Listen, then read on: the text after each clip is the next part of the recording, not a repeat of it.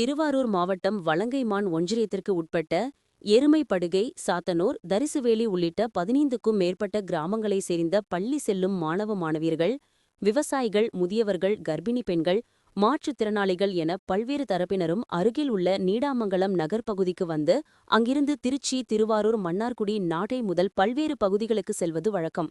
ஆனால் இப்பகுதியில் கடந்த சில ஆண்டுகளுக்கு முன்பு அமைக்கப்பட்ட திருச்சி நாகை தேசிய நெடுஞ்சாலையானது பல மீட்டர் உயரத்திற்கு அமைக்கப்பட்டுள்ளதால் இப்பகுதியைச் சேர்ந்த கிராம மக்கள் அகன்ற பள்ளத்தில் சிக்கித் தவித்து வருகின்றனர். குறிப்பாக இதுபோன்று தேசிய நெடுஞ்சாலை அமைக்கும் போது அதனையொட்டி உள்ள கிராம மக்கள் பயன்பெறும் வகையில் சர்வீஸ் சாலை அமைப்பது அரசின் விதிமுறை.